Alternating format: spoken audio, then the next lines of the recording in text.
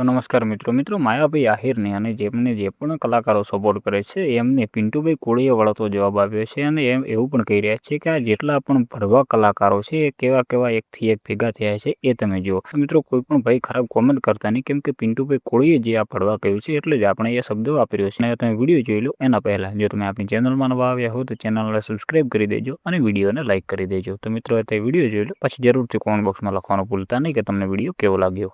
બોલો, ગુજરાતમાં કેવા ભળવા કલાકારો ભર્યા છે.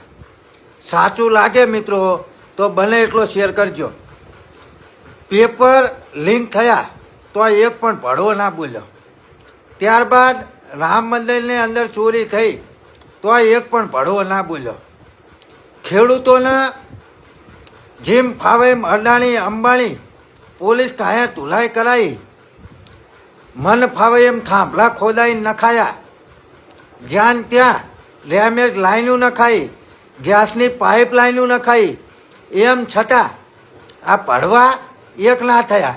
અને ત્યારબાદ એક દલાલને તો મિત્રો ત્યાં વિડીયો તો જોઈ લીધો હશે. એમાં પિન્ટુભાઈ કોળી એવું કહી રહ્યા છે કે ગુજરાતની અંદર એકથી એક કેવા પડવા કલાકારો ભેગા થયા છે. કેમ કે આ બધા લોકો જ્યારે કોઈ પણ વ્યક્તિને દલાલ કહ્યો, જે દલાલ હતો એને દલાલ કહ્યો, ત્યારે આ બધા એક થઈ ગયા. અને જ્યારે ખેડૂતોને અદાણી અંબાણી અને આ પોલીસ કર્મચારીઓ છે તે બધા ઢોરમાર મારી રહ્યા હતા, ત્યારે આ વ્યક્તિઓ ભેગા ના થયા. જ્યારે રામ મંદિરમાં ચોરી થઈ ત્યારે આ વ્યક્તિઓ ભેગા ના થયા. અને જ્યારે પેપર લીક થયા અને જ્યાં ત્યાં ગેસની લાઈનો નંખાઈ અને પછી જ્યાં ત્યાં થાંભલાઓ નખાયા, ત્યાં લોકો ક્યાં ગયા? જ્યારે ખેડૂતોને ઢોરમાર મારવામાં આવી રહ્યા હતા, જ્યારે ખેડૂતોને જેલમાં પૂરવામાં આવી રહ્યા હતા અને જ્યારે ખેડૂતોના ખેતર ઉપર કબજાઓ કરવામાં આવી રહ્યા હતા, ત્યારે આ લોકો ક્યાં હતા? અને અત્યારે તેમના એક દલાલ ઉપર વાત આવી એટલે બધા જ દલાલો ભેગા મળીને કાવતરું રચવા માંડ્યા. એમ કે અમે ડાયરાઓને કરીશું. તમે ડાયરાઓ ના કરશો, જો તમે ડાયરાઓ કરવાનું બંધ કરી નાખશો તો ગુજરાતની પબ્લિકને શું ફરક પડવાનો છે? ફરક પડશે તો તમને પડશે, તમારા પરિવારને પડશે. કેમ કે એનાથી આવતી તમારી કમાણી, જે તમે 5 લાખ 8 લાખ કે ભલે 2 લાખ લેતા હતા, એ તમારો એક ડાયરામાંથી આવતી ઇન્કમ બંધ થઈ જશે.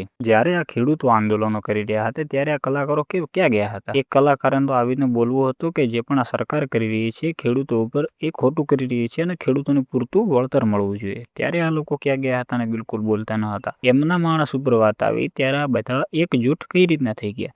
આ એકજૂટ થઈ શકે જો કલાકારો આ રીતના ભેગા થઈ શકે, તો આપણે ખેડૂત ભાઈઓ બધા ભેગા કેમ ના થઈ શકીએ? આપણે આપણો ભાવ એક કેમ નક્કી ના કરી શકીએ? તો મિત્રો આ વાત વિશે તમારું શું કહેવું છે એ તમે જરૂરથી કોમેન્ટ બોક્સમાં લખી દેજો. અને જો તમે આપણી ચેનલમાં નવા આવ્યા હો તો ચેનલને સબસ્ક્રાઇબ કરી દેજો અને વિડીયોને લાઇક કરી દેજો.